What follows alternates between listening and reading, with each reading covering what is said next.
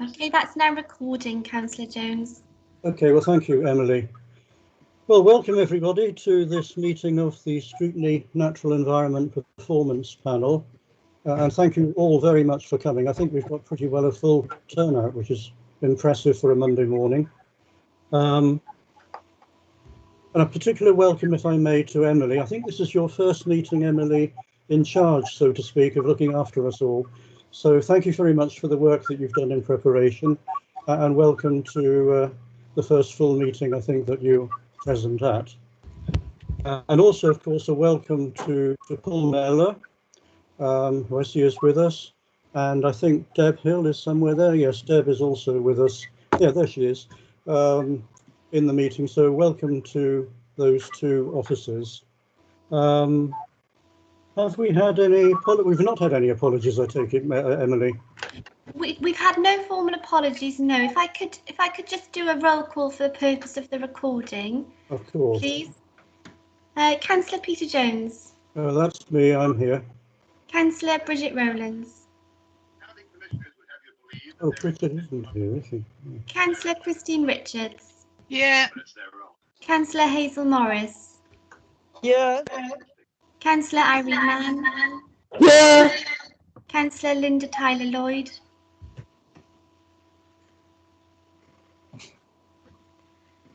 Councillor Mary Jones. Present. Councillor Steve Gallagher. Yes, present. Councillor Will Thomas. Present. Councillor Mary Sherwood. Yes, here. Hello. Councillor Wendy Fitzgerald. I'm here. And the invited officers today, Paul Mellor.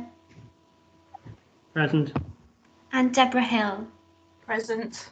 Thank you. Is there anyone here I've not called today, please? It was me not having my microphone on. Yeah, there we are. Thank you. Thank you very much. And as the first official panel meeting of this municipal year, please could the panel indicate if they agree to confirm Councillor Peter Jones as convener?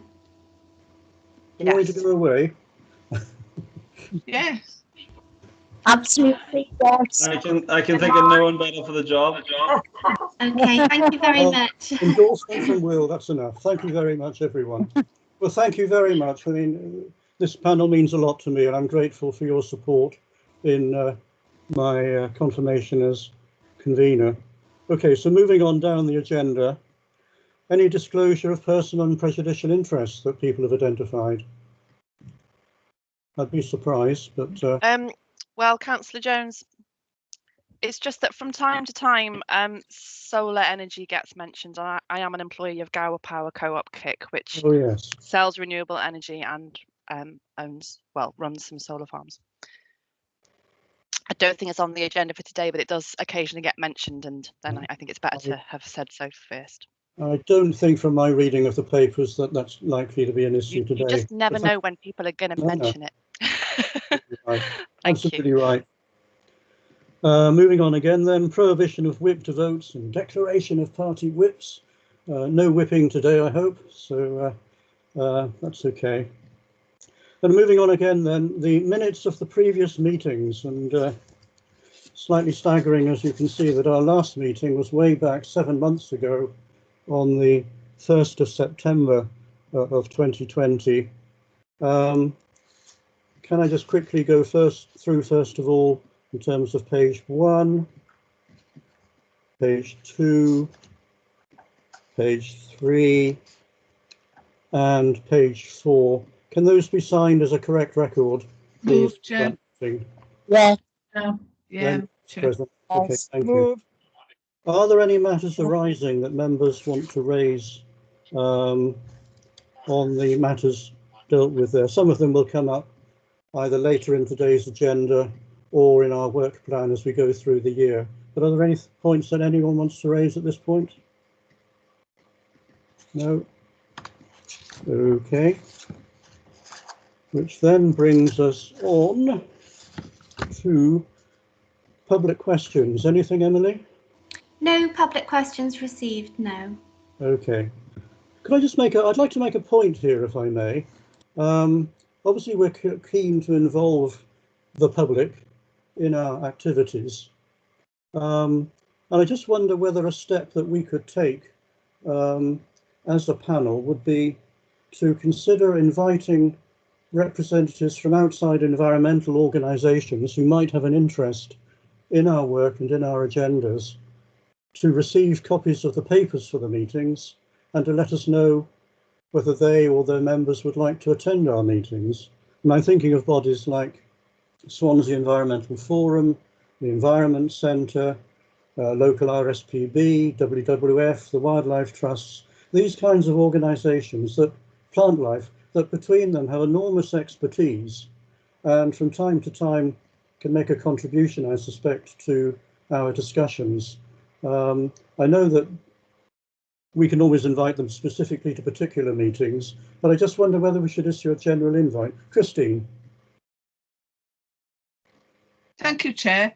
I think it's a good idea to try and involve those organisations. I wouldn't lay extra work on our officers, though, because all of our minutes, the recordings of our meetings, everything that we do is in the public domain already. I think it may be an idea just to, to maybe do a one-off brief to the organisations to let them know of our existence and what we're doing, and just point them in the direction of the council website rather than send stuff out to them every time we meet and everything we do. Peter, that's all.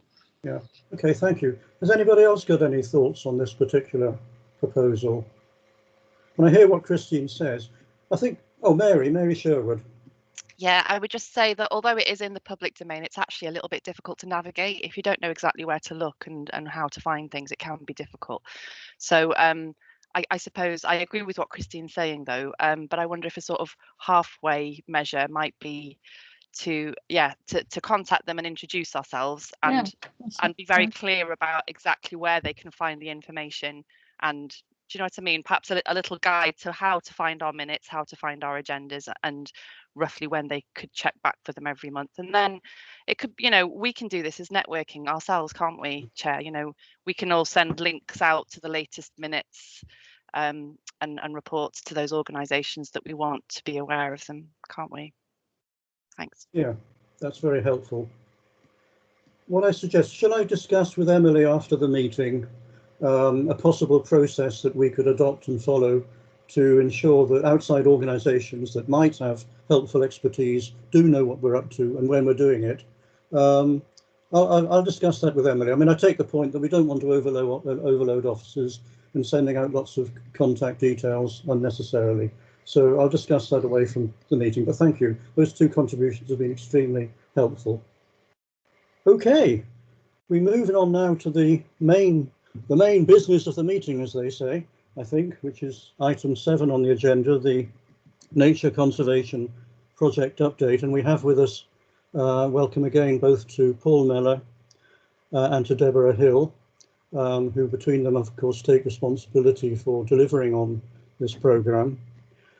Before coming into this meeting, the last couple of days I've been looking at various background documents, the WWF Living Planet Index, the State of Nature Report 2019 and so on, just to remind myself how difficult and dangerous a situation biodiversity is becoming both locally and globally.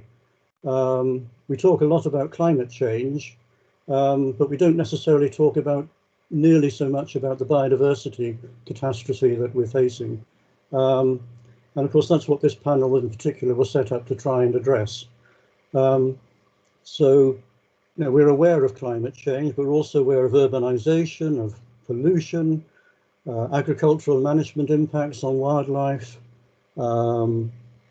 pesticides use, invasive non-native species and so on. There are lots of factors that are undermining our biodiversity. And I see from the Living Planet, from the State of Nature report, for example, that in Wales, there's been something like a 30% decline in species distribution since 1970. From the UK measure, 41% species population decline. And if you look at the global figures from the Living Planet Index, something like a 68% decline in wildlife populations since 1970. So just by way of I know it sounds tedious to keep reeling out statistics, but just by way of a reminder to ourselves, we're facing a very serious situation of biodiversity distribution and population numbers. And when we bear in mind that 1970 wasn't exactly a successful year, when you consider the population declines that had gone on before then we're trying to measure our position against a very low baseline. So that's a way of a background to that. But enough of me. Who is going to introduce item 7? Is it Paul or is it Deb, or between you both? Thank you, Chair. I'll kick things off. Good morning, panel. Thank you for inviting us back to give an update on the work of the Nature Conservation team. I believe we got an update, went to the panel, would have been your last meeting if it was back in September. We've produced an action log which accompanies the report, and really it's a summary of some of the task and finish projects that it's just that the Nature Conservation team are working on, with a focus on those actions under the corporate plan, natural resources and biodiversity objective that the team are responsible for. It's obviously not all those steps, because it's not just the Nature Conservation team that have this responsibility. And also some of the remaining recommendations from the Natural Environment Scrutiny inquiry from a year or so back. And I think it's just important to emphasize this is just an element of the work of the team.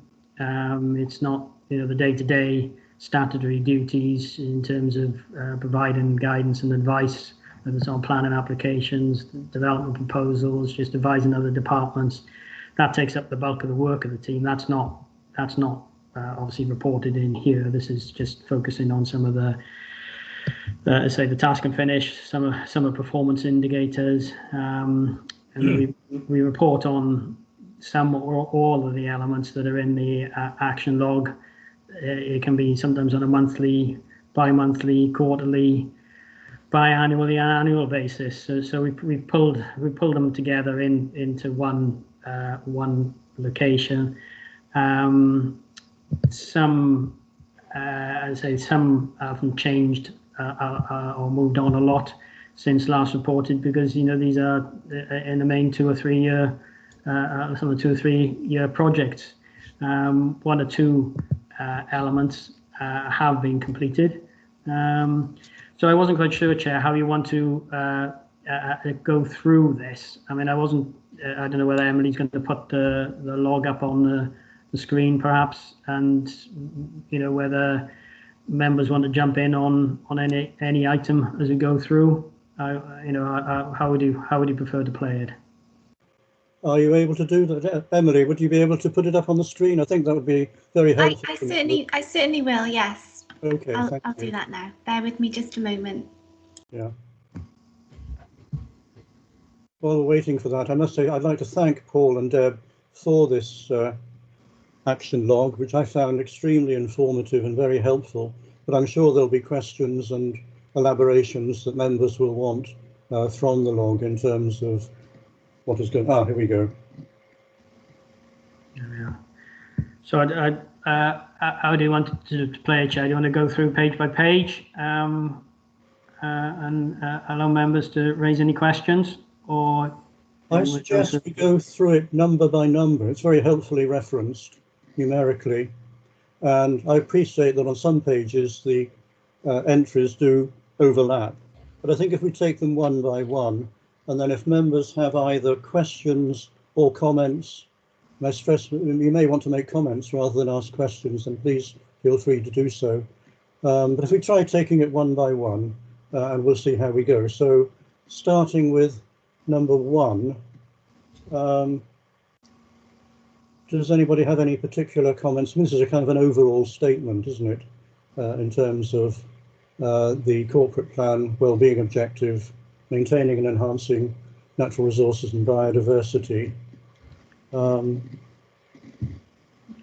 Chair, yeah, I mean, the corporate plan has just had I think a bit of a refresh. A lot of the objective elements that comprise the objective have been rolled forward into next year, and I presume that, I don't know whether that is, the corporate plan has gone back up before members as yet, but we've just updated the elements for that report. Yeah. Are there any points, questions? If not, then if we move on to number 2, which is the corporate section 6 Biodiversity Action Plan. Christine, you flashed and then you disappeared. Sorry, I was just looking. Am I right in thinking that the last action plan, I just Googled on our website about the Biodiversity Action Plan, and what came up was a 2005 document. Do we, when you say that it's being updated, are we saying we haven't updated it since 2005, or is this just, a bad link or something? Sorry, Paul. Paul. No, I think that's probably Deb can correct me if I'm wrong. The local biodiversity action plan. That's a different piece of work. So this is okay. Thank you. Right.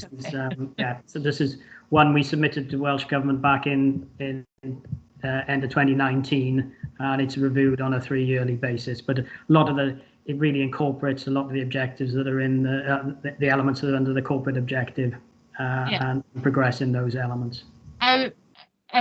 Can I just add, linking back to what we were talking about earlier about putting out there, sort of advertising more what the council and what this group is doing.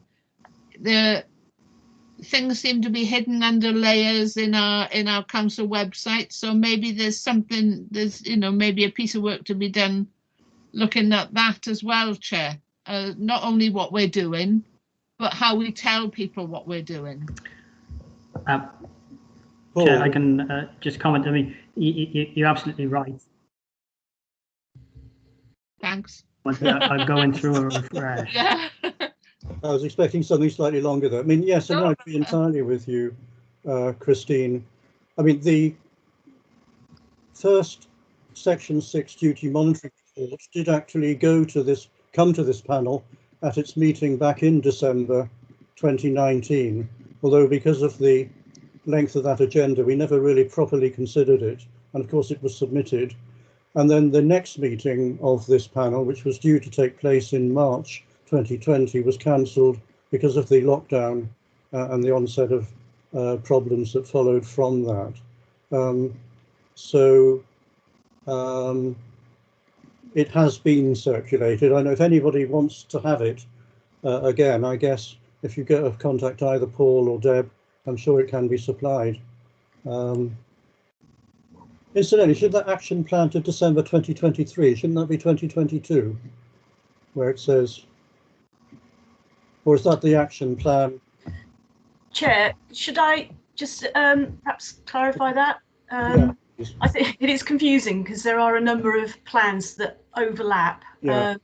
So obviously we've got our corporate plan, which has the priority for biodiversity, and which is reviewed annually. And we also have our Section 6 plan, which is produced every 3 years, and we reviewed that in December 2019, and that is published on our website under the corporate performance review. I think that's sort of included in that section.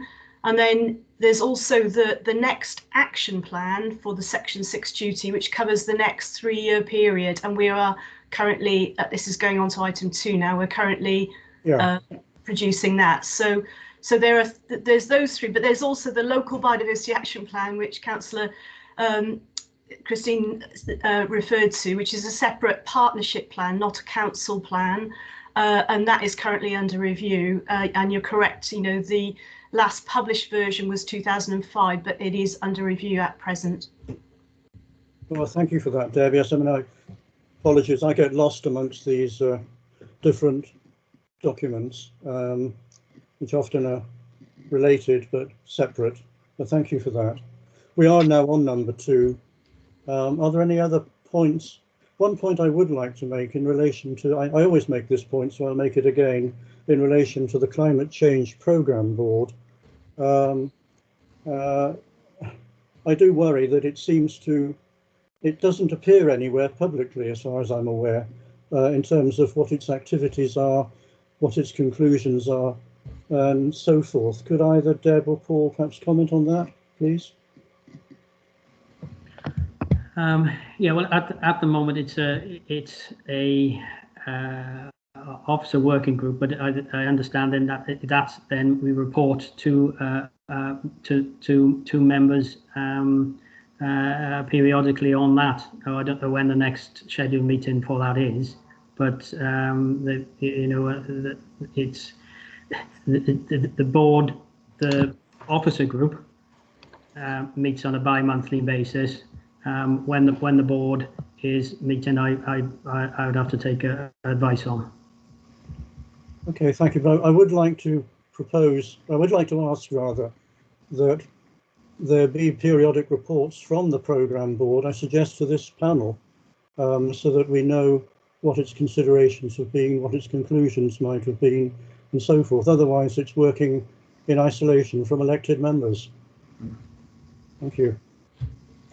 Can we move on then to turning the page, please, Emily, to number 3, preparation of Swansea Local Nature Recovery Action Plan.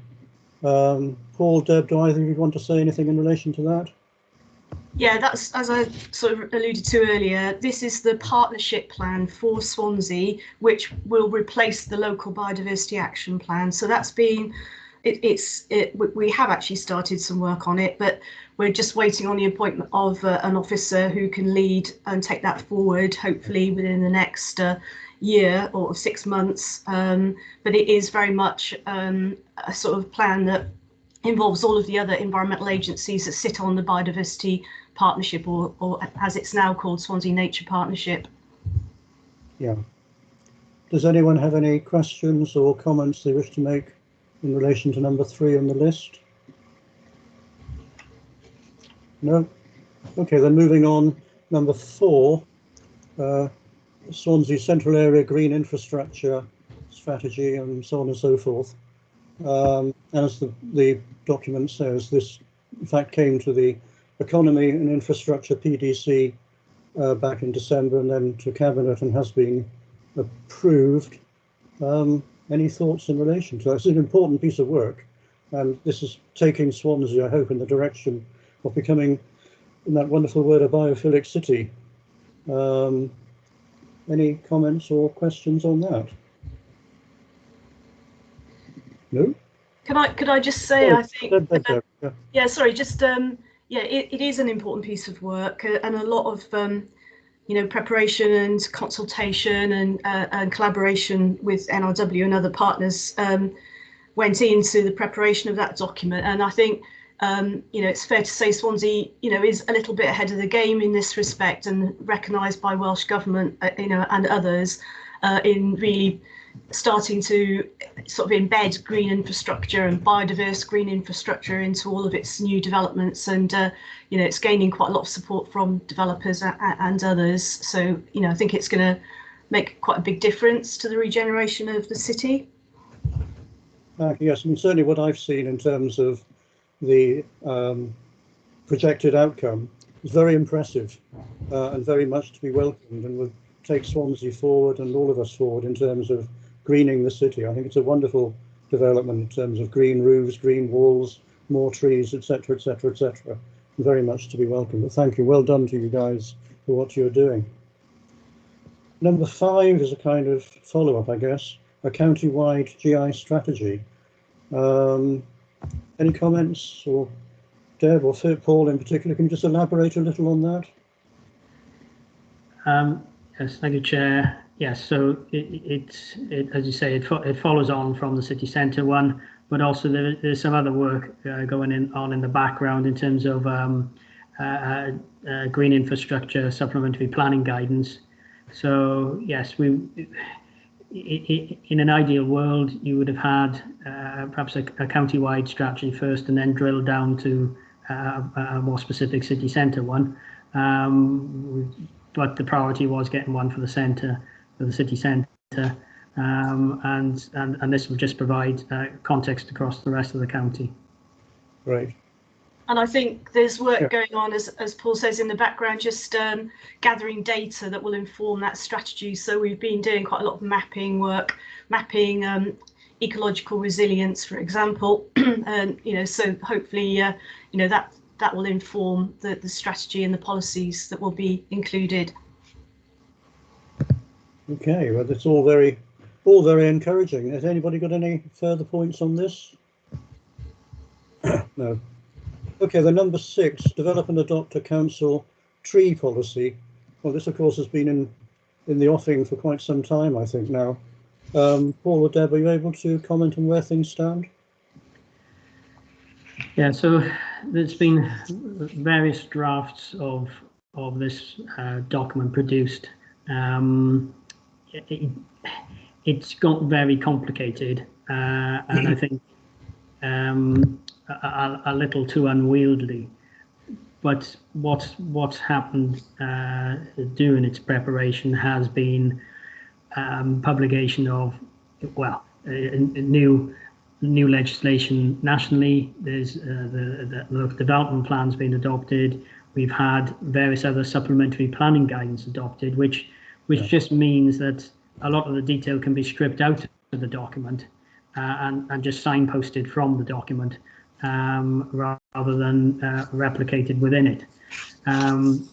So there's a draft due to go to Policy Development Committee probably in May or June this year, which will probably then further divide the document into a public-facing element, and it also includes operational as well, how parks deal with trees and manage trees on council land, which is it's more a factual thing rather than a strategy. I think it's been called policy, but it's really it's more strategy because it contains numerous policies on how we deal with trees, how we take enforcement action where there's breaches of tree preservation orders, etc. So it's covering a lot of areas. So hopefully, within the next few months, we'll have a version that's ready to go out for wider consultation. Yeah, of course, 6 actually also runs into number 7 on the agenda, which is talking about the Trees and Development SPG. That's right. Mary Jones. Thank you, Chair. Yeah, it's just a couple of questions. The first one is, how wide is the consultation and how long is it going to be for? The second one is, where will it be reported back to? We have had a couple of things in planning, but I noticed you say the PDC, but really is it coming back here? Because I did notice we've got a report on our work plan, if it's agreed, for the ash dieback progress to come back. So maybe it would be a place where we could have some sort of feedback from the consultation, because obviously I'm sure somebody else is going to speak, not just me. And trees are really important. When people have been walking now, you can see how many trees we actually do have in the city and county, and it is important that they're managed, because we've had a lot of instances of trees being cut down, and actually when we inquire, it is because of ash dieback in this case. But unfortunately, we haven't been managing trees very well, and it is really, really important. So I wonder about the wider consultation and feedback. Thank you. Paul, do you want to answer that at this stage, or? Yes, I mean, and again, I think it's about the sort of managing expectations. This isn't a county-wide tree policy. This is about how we're dealing with trees on council land. There will be advice on how, and there are policies out there on how we deal with trees on privately owned land. But this is more primarily in relation to council land. So it will go out through sort of a normal consultation process. But again, we're looking for a steer from the Policy Development Committee on that. But yeah, we would normally go out for 6 to 8 weeks with stakeholders and general public. And typically a document like this will take could take 6 to 8 months to finalise from the initial agreement to go to consultation. Where it's reported back and the findings. Again, we'd consult as widely as we can, and we're happy to report feedback to whether it's PDC, whether it's this panel. Ultimately, a decision has to be made on where it is finally signed off. Is it a matter for planning committee or is it a matter for council?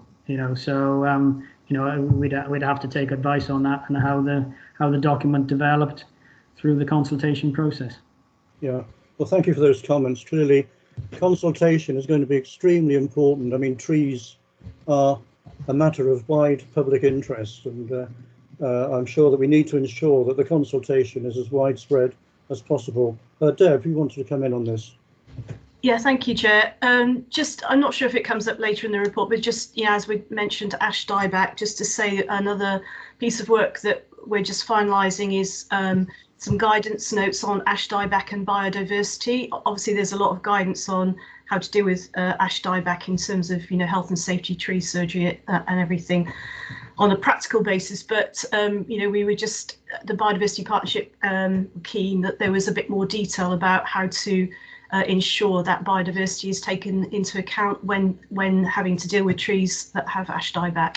Maybe that's a paper we could share with this group when it's sort of almost the draft has been finalised. That would be extremely helpful. Thank you, Deb. You happy with that, Mary?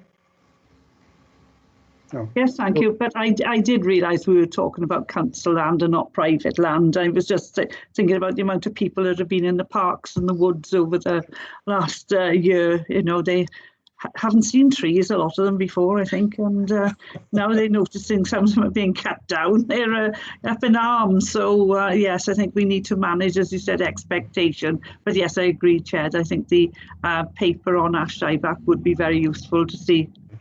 Yeah. Okay, we've got several more points. Wendy Fitzgerald. Yes, thank you, Chair. Yes, I was just interested to ask, we hear a lot about the numbers of trees being planted, the numbers of new trees being planted, and presumably there's a record kept of what is being planted. Do we keep a record of the numbers of trees being lost? Mary's already brought up ash dieback, and that is going to result in the loss of a significant number of trees across Swansea, on Swansea-owned land. But what about other locations in the ownership of the council where trees have been removed for development purposes? Do we keep a record of those trees that are being removed, for purposes other than disease? Very interesting question. Paul, Deb, either of you, please. Yeah, yes. Certainly in terms of the ash dieback means that we're expecting that more trees will be lost than we can plant replacements. Certainly in the short term, where it's on council lands, the Parks Department and Martin Bignell's team, they do keep a record of losses and gains. It's not just ash dieback that's killing off some trees locally. Some trees that have been planted in the past on council land were just not the appropriate type at this in this location, and perhaps close to the seas.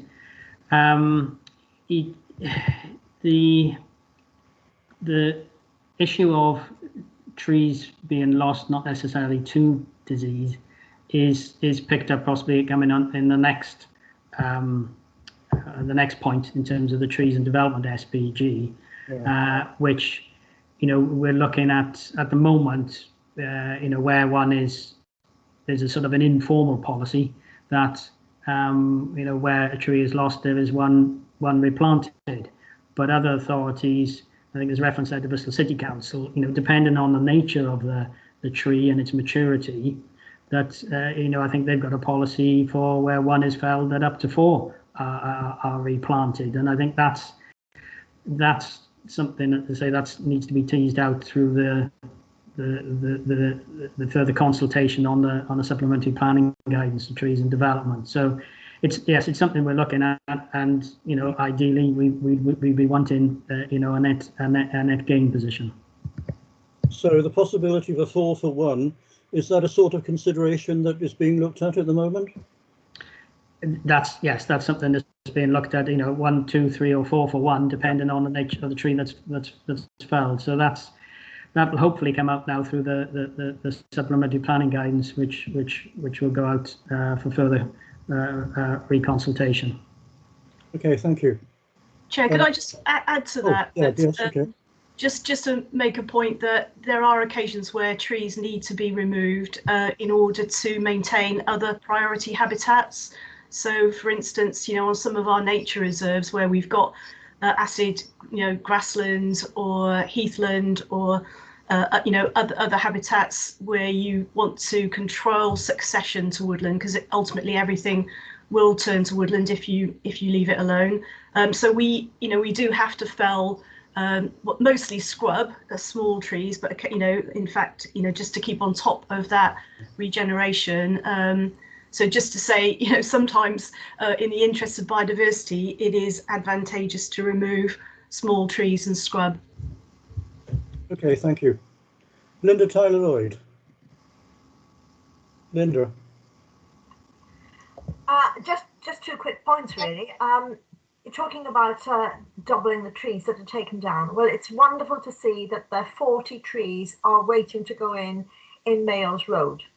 I walk the dog down every day to climb, and some very big, I don't know how big, 40 feet trees are, mature trees are lined up. I counted them. I think there are just under 40 trees. Wow. Now, all that fuss about 19 trees coming down, but the 40 trees are ready to go in. The other thing is that I had to walk in a different place through Scrutiny last week, and I just want to say that I was very impressed with the way that little dell in New Road, at Scrutiny, next to the school, that has improved a lot. So I don't know whether that's anything to do with you, Peter, but the tree area there is beautiful. So it's trees are in my brain at the moment with all this fuss, but I think that there are some positives going on. So congratulations on that. There we are. That's it. Thank you, Linda. That's wonderful news as far as Mayles Road is concerned, because of course there's been a lot of local concern about possible loss of trees as a result of the active travel development there. So that's wonderful news, and good that they are mature trees that are going to be put in place rather than saplings or something of that scale. Yeah, the trees in Scrutiny, thank you. Yes, I've had some input into that, but so too have local residents who've contributed financially to enable tree planting to take place and so forth. So thank you. The trees are clearly of great importance in terms of the public mind. Christine Richards, please. Thank you, Chair. I'm happy to say that some of the comments and questions that I was going to ask have already been covered, so I won't go back over those. I think, Linda, you were talking about the area New Mill Road, Peter. Am I thinking of the right spot? I think that must be right. Yes. Yeah. I'll just add, just for general interest, although I don't see why you should be interested really, that the whole of that area was covered with those little trees. I remember, because I was born at the edge of Clyne Woods, and I remember Scrutiny Park going up and New Mill Road and that little area in particular. But that's another story. There you go. Just when we were talking about listing the trees that have come down, especially ash dieback, I'd like to ask officers really, are you aware that Cadw have also been cutting down trees because of ash dieback? I live directly opposite Lecher Castle, and at least 3 or 4 large mature trees were cut down there. Martin Bignell had not been notified. It was rather like somebody coming into your garden and cutting trees down without even telling you. But of course, Cadw look after the castle, but it is still council land. So I was just wondering whether other organisations may have done similar things. So we may well have lost trees that we haven't listed as having come down, because there are certainly several trees on the mound at Lecher Castle that have come down. So it's just that. Are we aware of anyone else chopping down trees? I mean, good reason. It was ash dieback, and I mean, you've seen how dangerous, we know how dangerous trees can be. They can just go in a minute. The other thing, in parks, maybe especially, but mature hedges are often as important to wildlife and bird life as trees. And I'm just wondering, within the policy stroke strategy, are we taking into account what's happening with mature hedges on council land? I know we've talked, Debbie just now was talking about grasslands and other forms, but we've got some, you know, I can only talk locally. We've got mature beech hedges and things like that that I know the birds are in and out of. And that was a bit, that was all actually. I think, you know, it's been, when we were talking about signing off the strategy document, that we didn't know yet whether it was going to be signed off by planning or council as a whole. Do we know when that decision will be made of who's going to do the sign off? Because it seems to me if trees are important to the whole of the city and county of Swansea and council in particular, maybe we should take that into consideration when we're thinking of where this document is due to be signed off. Just a comment, really. Thank you, Chair. Thank you very much, Christine. They're very important points. Paul or Deb, do you want to reply, please?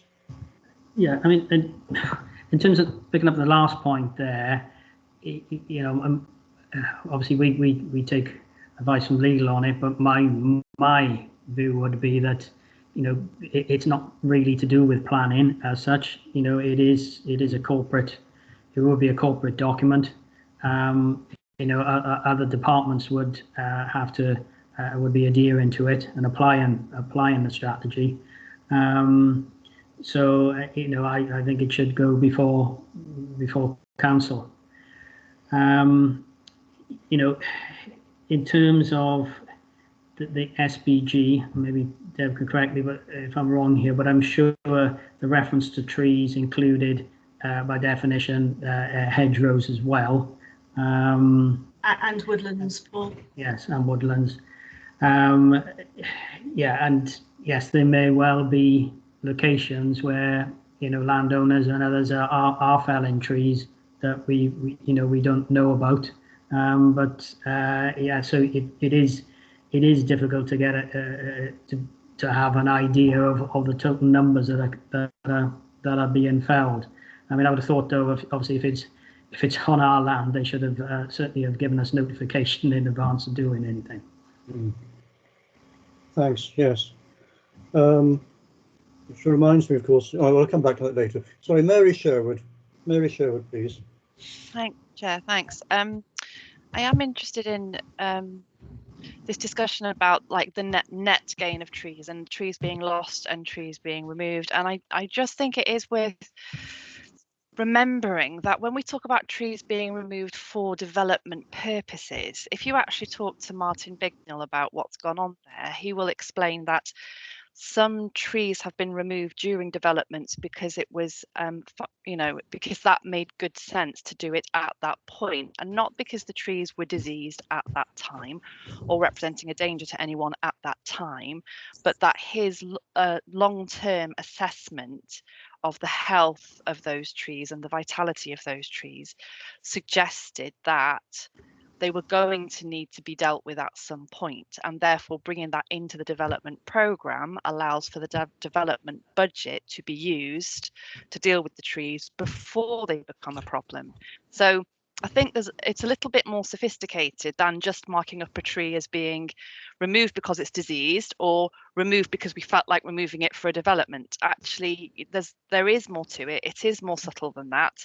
And sometimes a development scheme can provide a budget to take a long-term view of what to do with trees, even though that might not be an immediate necessity right now. So if we were ever going to have a sort of catalogue of trees in and trees out, I would hope that the cataloguing wouldn't be as simplistic as this was diseased, this was just taken out because we felt like it. You know, actually, we never feel like taking out trees. So actually, there's always got to be more of an explanation as to why that's done. But where it is done, if we're talking about a factor of, say, 4 in for 1 out or something like that, what always confuses me, because I'm not a biologist, is what is a mature tree? So how do we actually recognise a mature tree, and what are the ecosystem benefits provided by a mature tree? And then does a 4-for-1 replacement of a reasonably mature-ish sapling, you know, to one properly mature, like 30-year-old tree, does that really balance out? I mean, because actually, why are we doing this? This is because of health and pollution and climate emergency. So I would certainly like to have a better understanding of, you know, what is a mature tree? What ecosystem benefits does it deliver? And if it were to be removed, how many small trees would you need to put in its place to replace those ecosystem benefits? Or even actually, does that equation even work? And I feel sure that this must be somewhere in some published council guidance already. So I'm wondering if, you know, if the SPG or any of these other documents that are talking about trees and the importance of trees has that guidance in it that's quite clear and definitive about the contrasting benefits of an older tree with perhaps several younger trees. Thanks.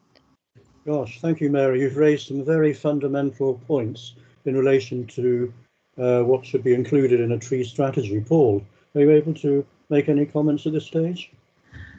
Yeah, I mean, certainly I agree with what Councillor Sherwood was saying. You know, it's not as simplistic as, you know, just counting numbers felled and replaced. And yes, where, you know, I think, you know, in reference to the active travel schemes, you know, we've been able to bring, or the highways have been able to bring in and liaise with parks and look at the trees within an area, the general health, and as you say, use the money, the sort of the monies there, and look at the better management of trees within a locality. But yes, certainly in terms of you know, that how that equation, as you say, would work, would have to be set out in the supplementary planning guidance, because, you know, we'd have to be justifying not just for ourselves but for developers and others, and there would need to be a clear explanation of the circumstances and linked to relevant guidance. You know, because it won't. There's a way of assessing trees that are protected, or whether they're worthy of protection, and, you know, the value they bring in, and that then can be equated to the sort of size of trees, so the different sizes of the sort of replacement trees that could be introduced. But I'm sure Deb, she's got a hand up, will be able to provide a bit more clarity on that. Deb. Yeah, thanks. I mean, just as a general rule, I mean, I'm not entirely sure, Mary, when a tree is classified as a mature tree, but obviously, you know, the older a tree gets from a very small seedling or sapling or whip through to a standard, and then a mature, and then eventually a veteran tree. At each stage, the ecosystem services that it provides increase. So with greater canopy cover, you know, greater possibility to absorb pollution, to give out oxygen, and to provide a habitat. And the same goes with the bark. You know, the older the tree, the more crevices, the more insects that can sort of survive on that tree. But it's also obviously dependent on the type of species as well. So native trees have much greater value for biodiversity than non-native species. So I think, you know, all of those things really do need to be taken into account when working out that calculation. And, you know, there's no one size fits all really, but certainly, you know, we should be really looking to ensure that any of our ancient and veteran trees are given, you know, greatest priority. Deb, what about this point that Mary also raised about identifying trees that may not be sickly at the moment or may not be a risk to health at the moment, but possibly identifying them for removal because of a longer term risk, perhaps to the public or to disease? Yeah, I'm not sure I can answer that one really. I mean, I guess it depends on each individual case. I must admit I wasn't aware that that was something that we were doing as standard practice, but perhaps Paul can add to that. Okay, if that could be perhaps looked into, I'd be very grateful. Thank you. If I can just say, can I just add, sorry, let me just clarify. I'll just clarify.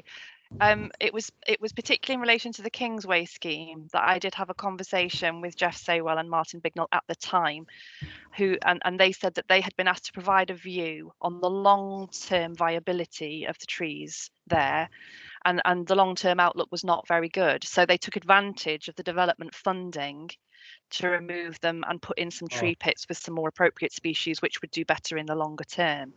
So it was more that any calculation of our net gain or loss of trees shouldn't just be, you know, sometimes we remove trees that aren't sick or causing a problem right now because there is a development scheme going on and there is funding available to deal with trees, which probably will start being a problem within the next 10 years or so. So why would you not deal with them now?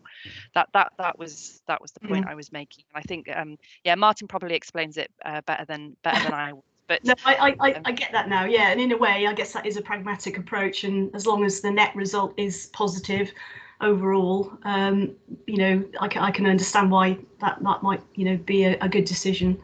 I don't know, Paul, if you want to comment.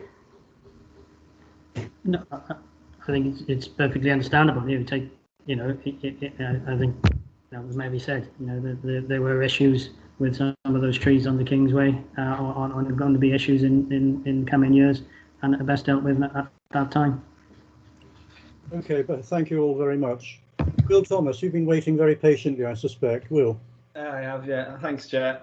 Yeah, just on that point, really, and any tree strategy. I'm just wondering what the sort of consultation and communication sort of plan is that goes along with that tree strategy. For example, as Mary said, you know, when they're chopping down trees on the Kingsway, members of the public, all they see is the trees being chopped down, you know. And I noticed the council's sort of PR side of things has got a lot better in recent months at explaining what's happening, you know, that these trees are being chopped down, but they're being replaced. And I think that was one of the issues with the males scheme, was that the communication wasn't really there. So I'm just wondering how sort of notification to residents is, you know, built in, because as Christine said earlier, you know, you walk past and it feels like someone's come into your back garden and chopped your trees down if it's in your local park and you haven't received a letter to tell you what's happening, or there's no notification up. So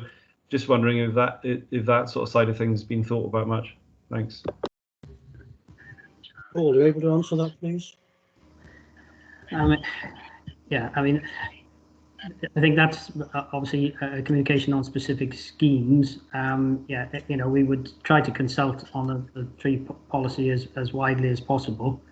But yes, you know, it is important that, you know, when specific scheme are brought forward, that there is the right consultation with local residents, and the PR and everything is right that goes with it.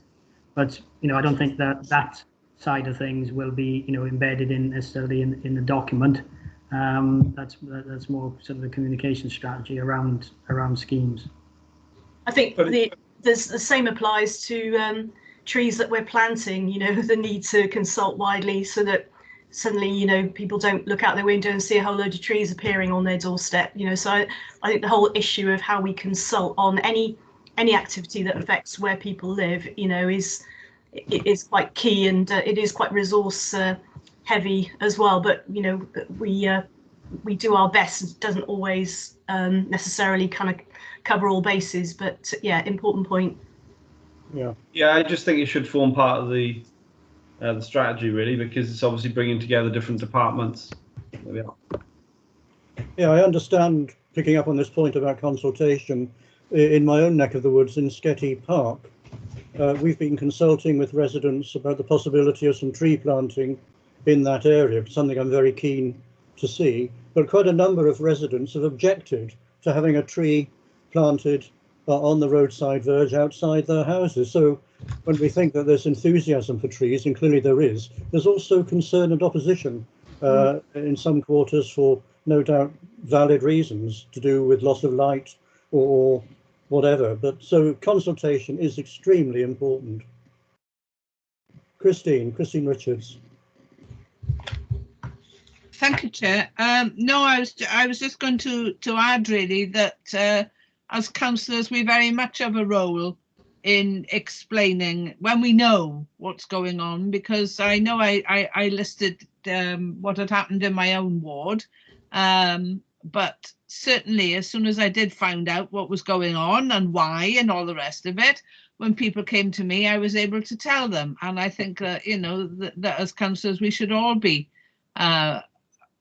you know, that's part of our role as councillors in our local wards. That's all I wanted to say, really, Chair.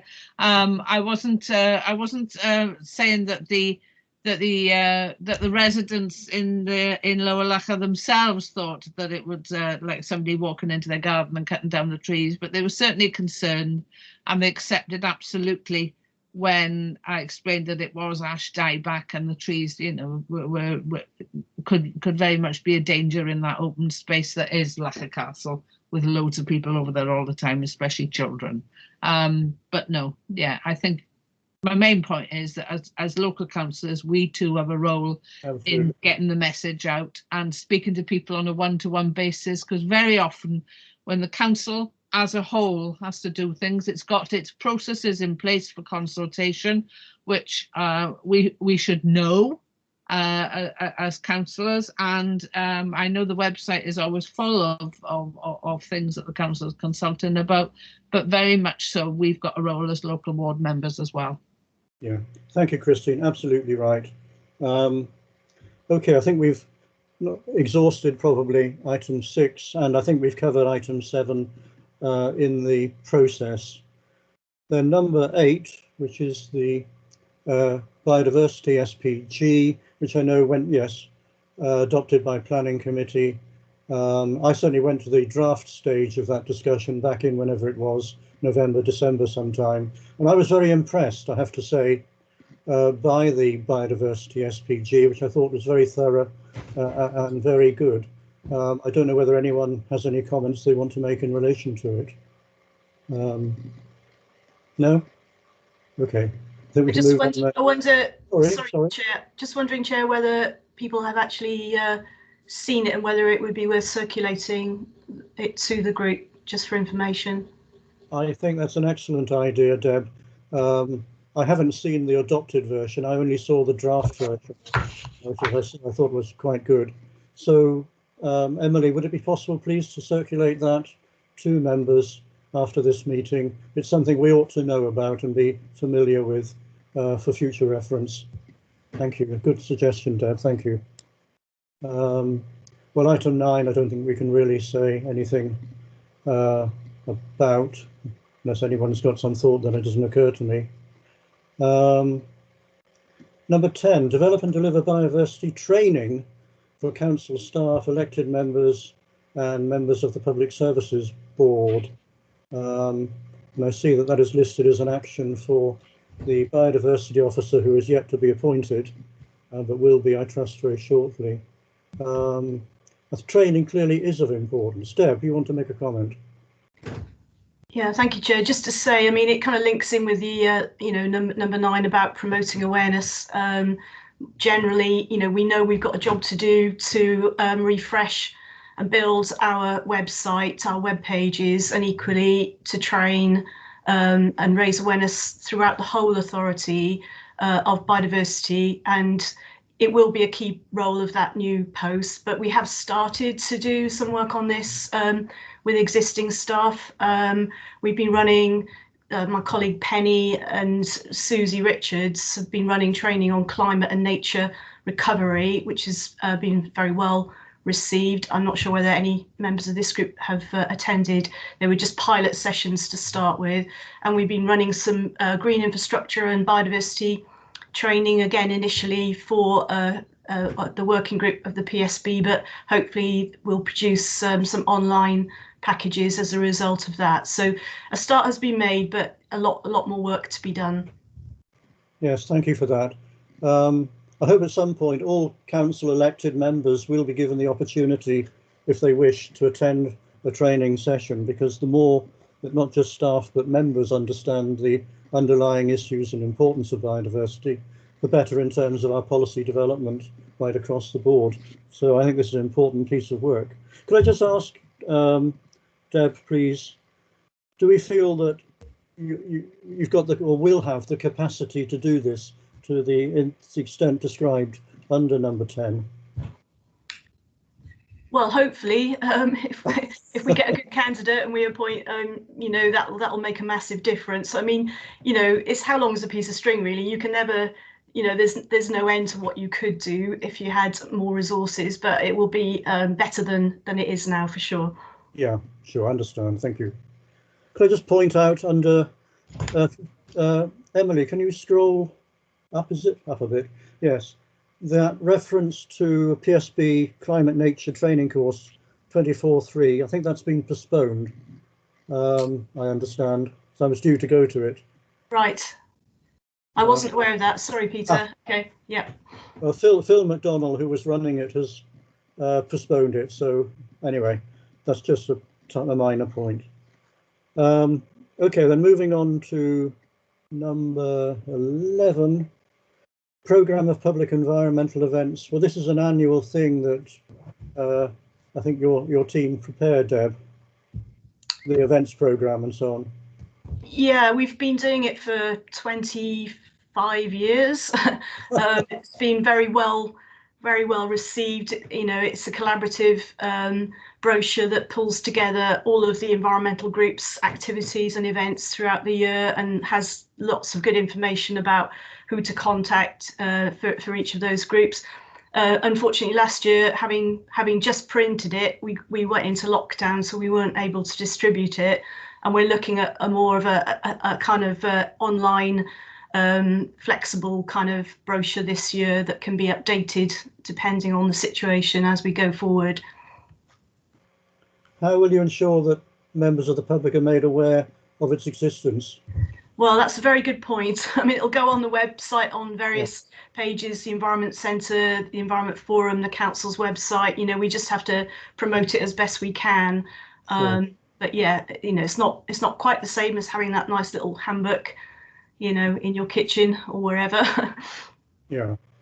Okay. Well, I certainly understand the difficulties at the moment. So thank you for that. The number 12, hurrah, I think is the response to that. New Section 6 Duty Biodiversity Officer. Candidates shortlisted and week commencing next week, presumably. That's very good news, Deb. Or Paul, sorry. Yes, yeah. So yes, 12 and 13. We're hoping that we will be able to appoint a successful candidate next week. Yeah. I think I've expressed slight anxiety that they be approved on a part-time rather than a full-time basis, and that this might affect their capabilities in terms of the workload. Are there any thoughts on that, Paul? We had additional money to our base budget for sufficient to appoint one officer. By splitting it, we could appoint two rather than just either or. Right. And also, you know, the nature certainly of the planning colleges posts, they could potentially it could potentially be an income earning post, which would enable the hours to be extended. Okay, yeah. Presumably the fact that they're part-time, has that affected the recruitment in any way, or have you had a good lot of applications for both posts? I mean, it's it's a bit difficult to talk about this in a public meeting. Okay. In advance of the interview process, but Okay. yeah, part-time and full-time posts offer different sort of you get different candidates for them. Yeah. Yes. Oh, sorry, I won't pursue that any further. Anyway, I'm pleased. I mean, the appointment of those two posts were recommendations in the Natural Environment Inquiry exercise. So it's pleasing to see that they've made their way through now into our staffing. So moving on then to number 14, facilitate and support local nature partnership meetings. Well, that's really just report, unless there's anything that either Paul or Deb want to say in relation to that. When I go to those local nature partnership meetings, and I certainly find them very informative and very helpful, and they're important in terms of information and update and consultation and so forth. I think it's just been really great that the Wales Biodiversity Partnership and WCVA have secured money through Welsh Government for the biodiversity officer posts across Wales, and that's made a huge difference to the amount of work that has been able to be covered. Yeah, okay, well that's just ongoing and very good work. Emily, can you move us on to 15, which is over the page, isn't it? Are there any questions or points in relation to this particular item? Very good to see the successful grant applications. Deb, do you want to say anything about the grant funding? Yeah, as I say, most of this is coming through Welsh Government or Natural Resources Wales, or both. And you know, there does seem to be a lot of funding available at the moment for nature recovery and climate emergency initiatives. So, you know, we've tried to take advantage of that as best we can. And, you know, there's some grants we've already secured, which is great, and a couple more in the pipeline that we're waiting to hear on. But, you know, if we get them all, we'll probably have more than enough work to do next year. Wonderful. Can I just put in a plug for the Environment Centre? I've been watching the new development going on there. The Environment Centre is now open Thursdays, Fridays, Saturdays, 10 until 2. Please, members, do go down and avail yourself of the organic and green products that they make available there. Very good and needs to be supported, but thank you. Okay, moving on to number 16 then. Well, coordinate and deliver the NRW grant programme. Presumably nothing to add in relation to the discussion we've just had. No. And then 17, just trying to remind myself, NRAW, what it stands for. Enabling our natural resources and wellbeing grant. This is again Welsh Government.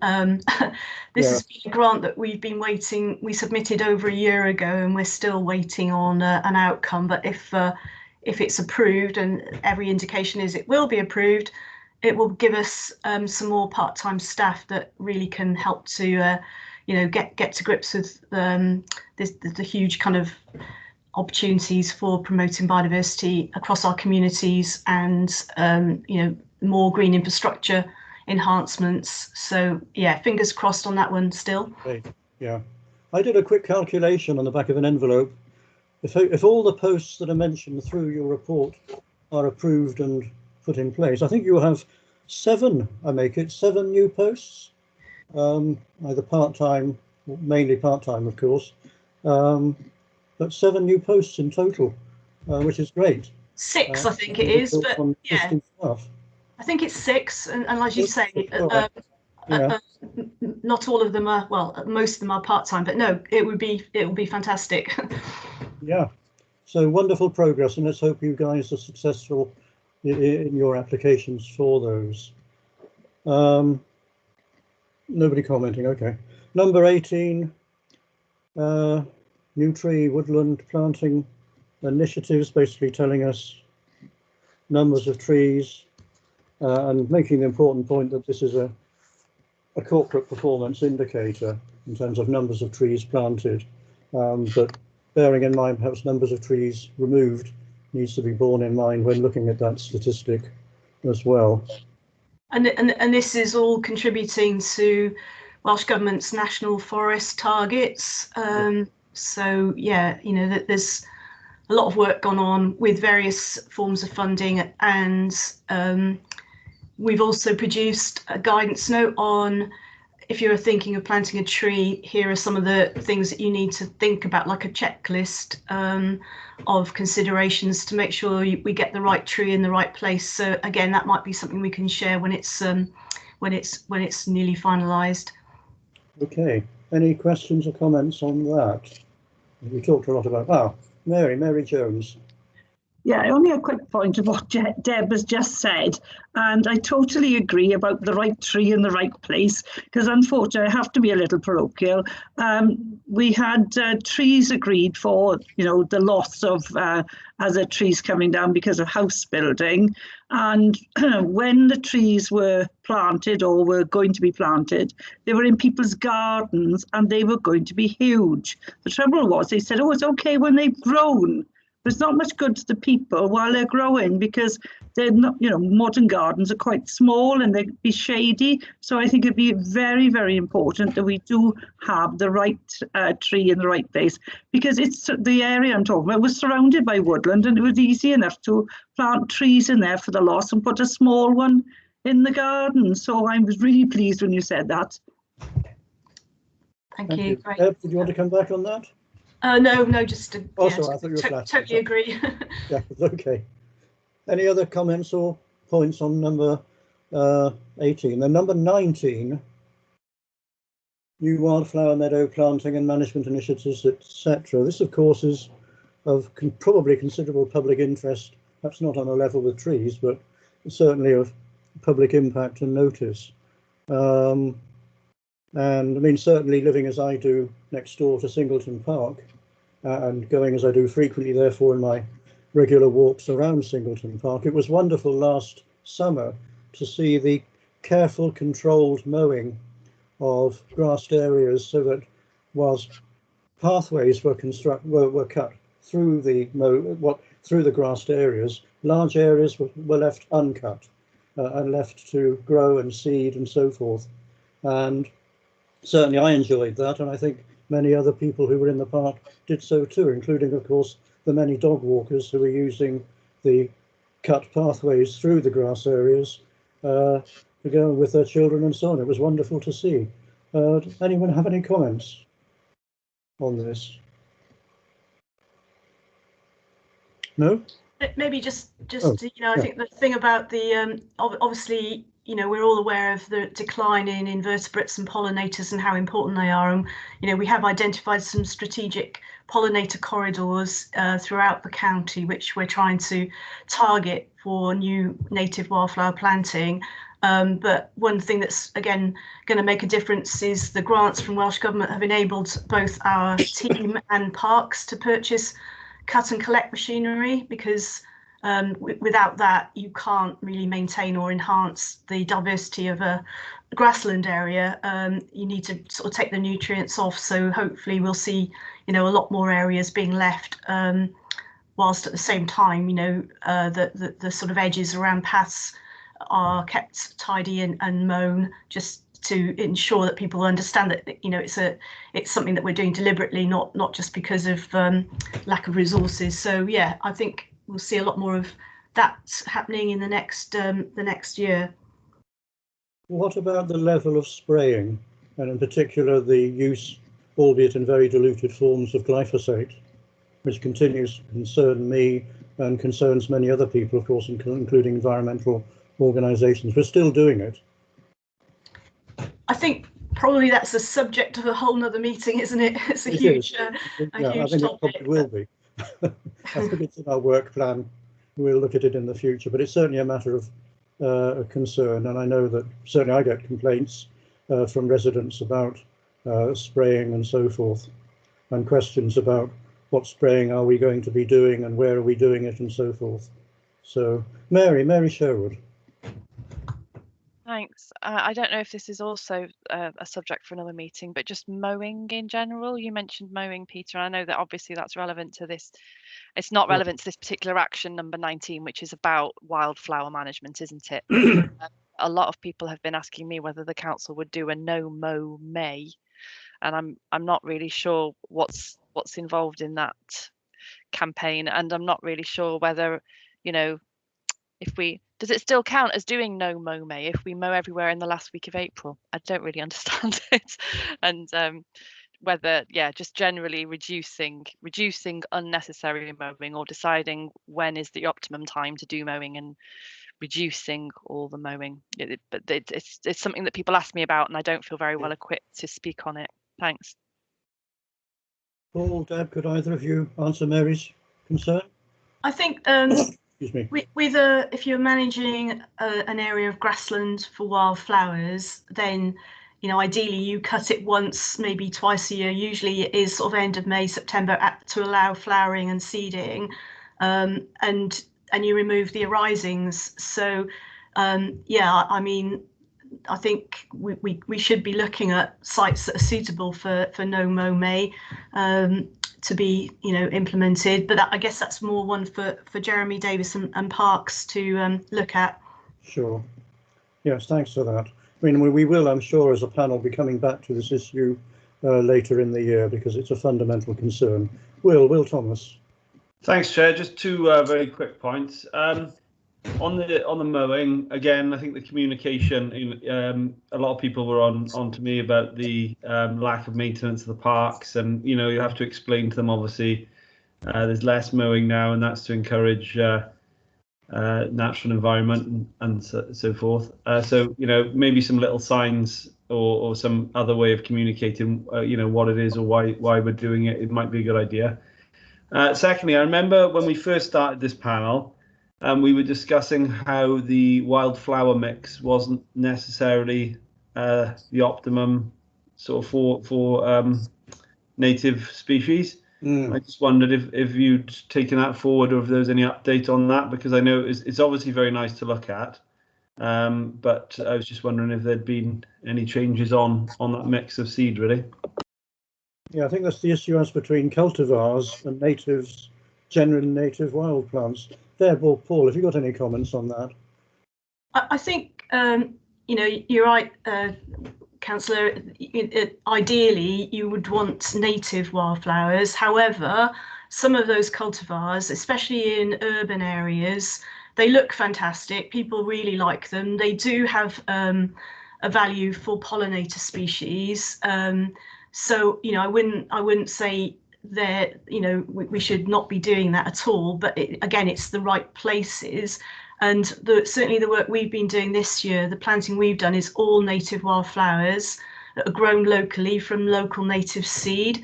And so there's two ways of increasing wildflower diversity. One is you actually, you know, you plant them either as seed or as plug plants. And as I say, we're using native stock for those.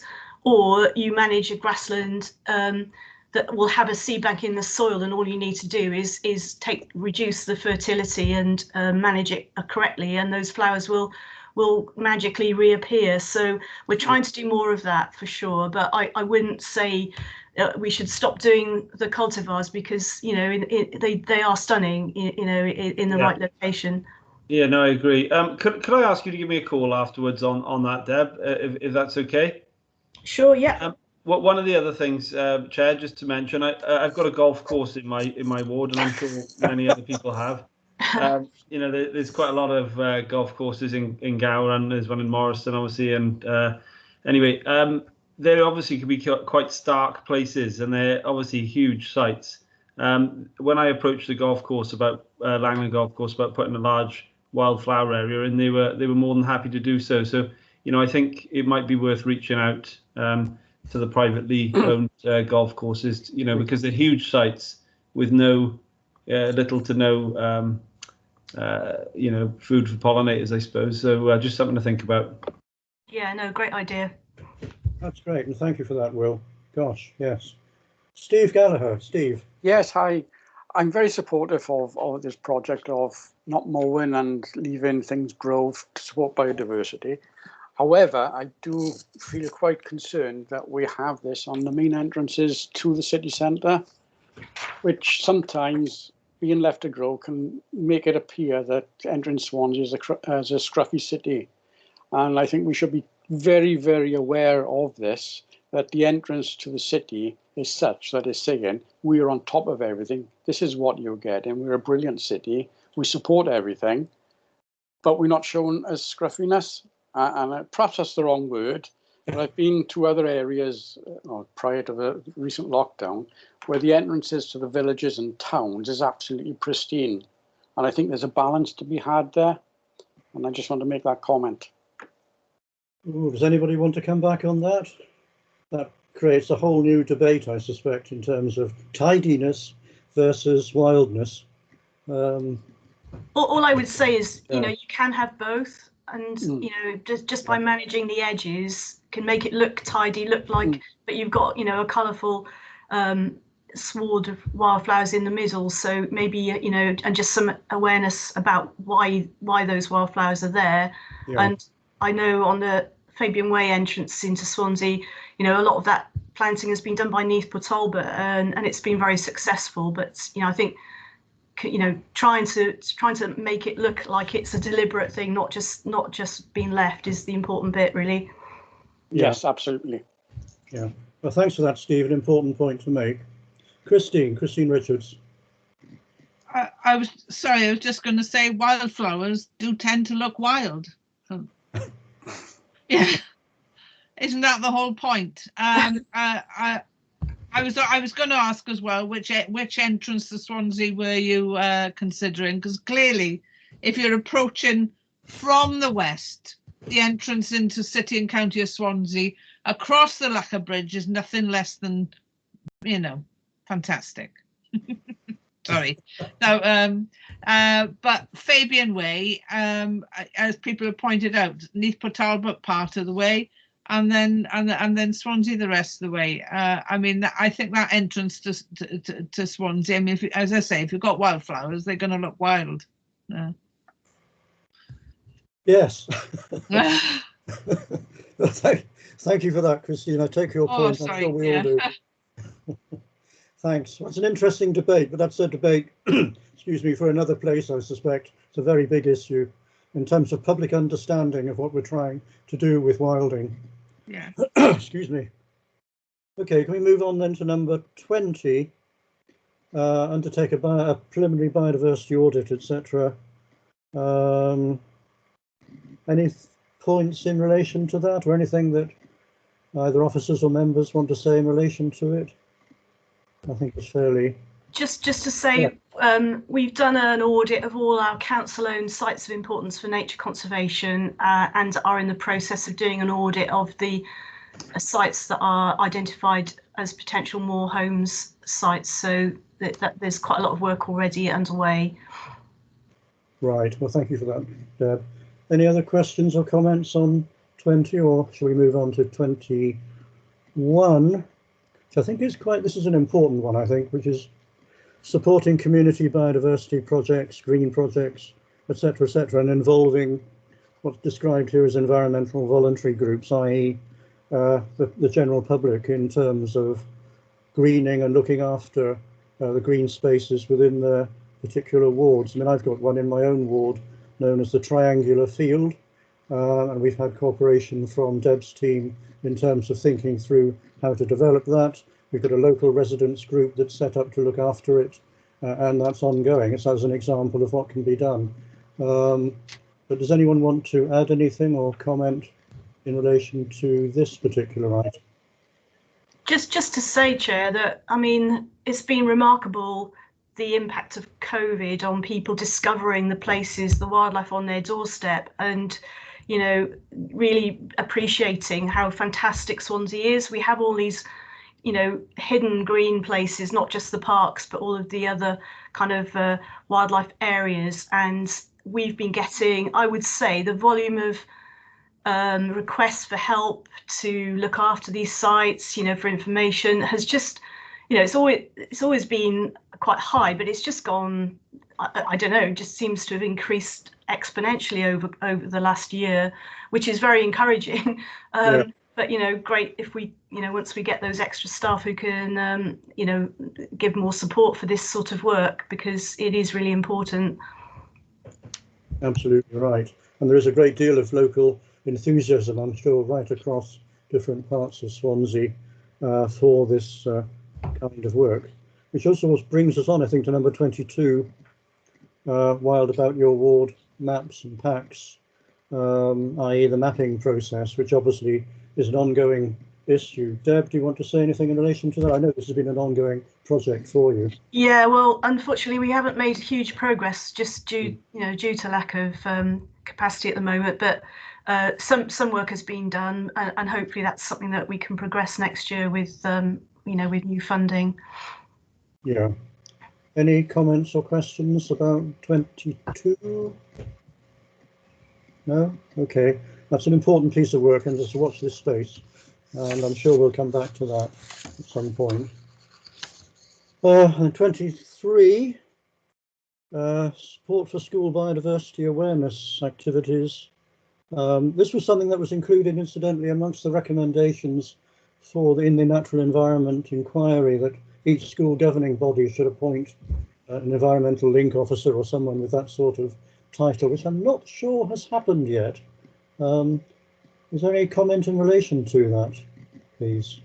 But certainly a recommendation here for this to be done by September once grant. So this is something that a project officer will undertake. Is that right, Deb?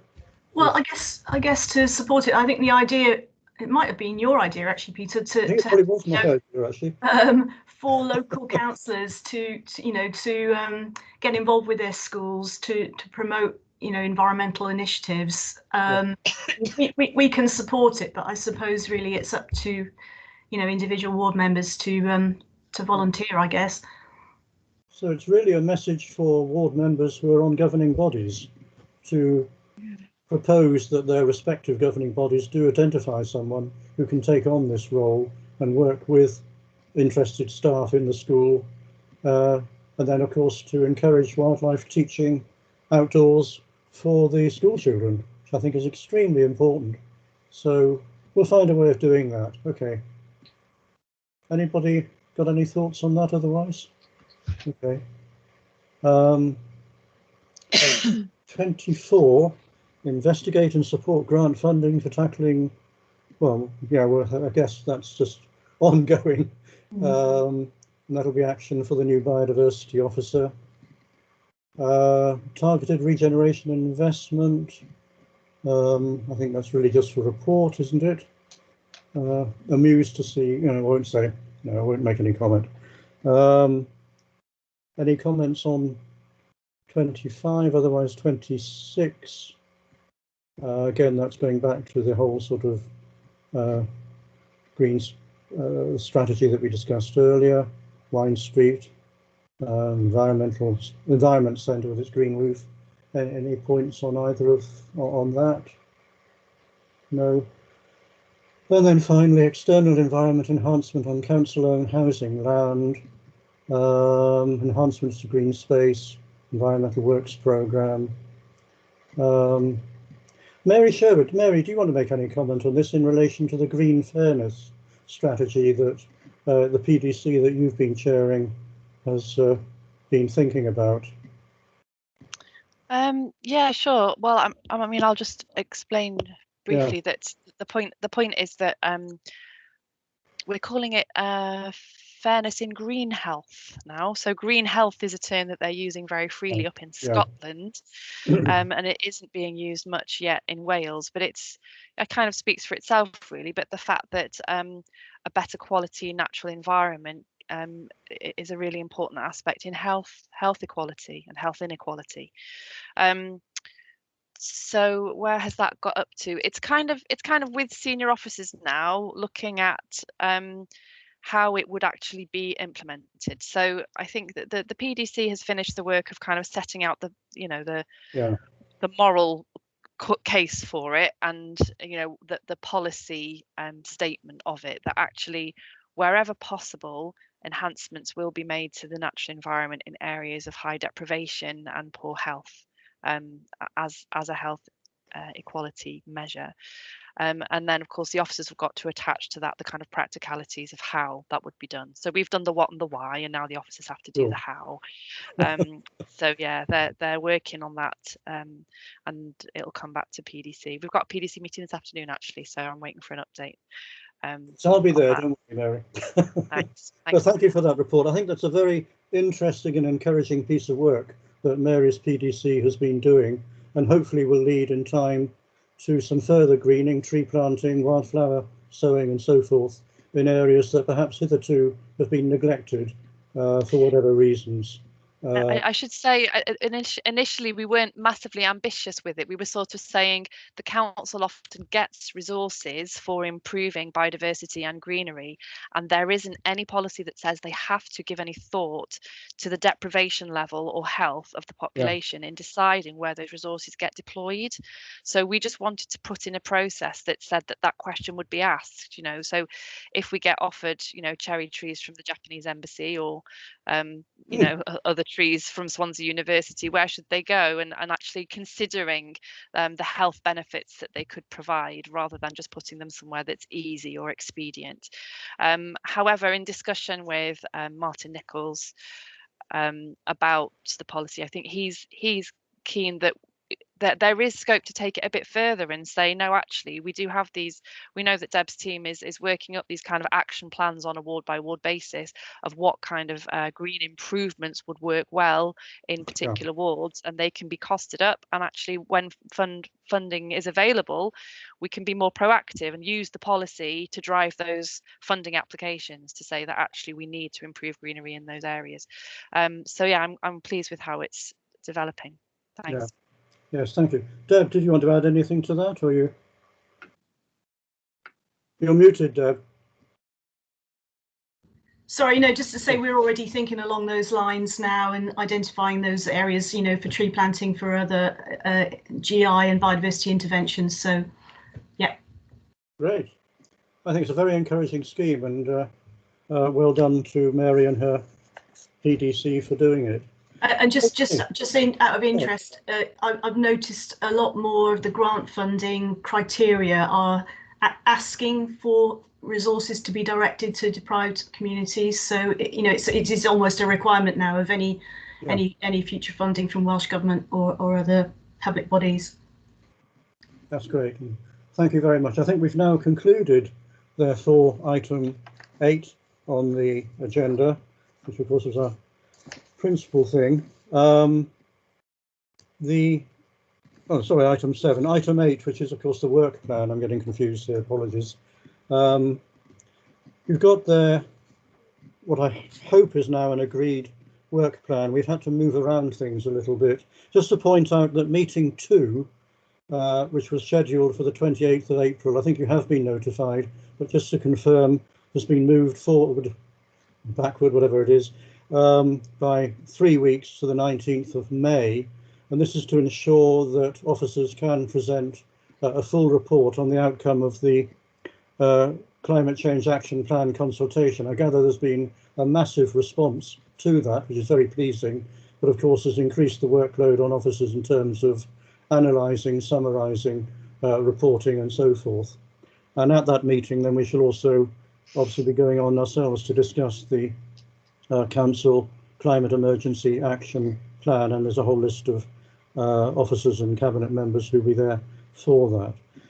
Do members have any comments otherwise on the draft action, on the draft work plan? I mean, this isn't cast in tablets of stone, it's for consideration by the panel. Mary? Actually, Chair, if you don't mind, if we're moving on from item 7, I just wanted to express my how impressed I am with everything that we've just heard about, you know, and actually how hard Deb's team has worked, especially, Sure. you know, with the crisis of the pandemic. I think actually this is one of the council teams that has been busier than ever, and you know, we recognise how the local area coordination team has had to expand, and all the crisis food interventions that we've had to pick up, and the social care burden.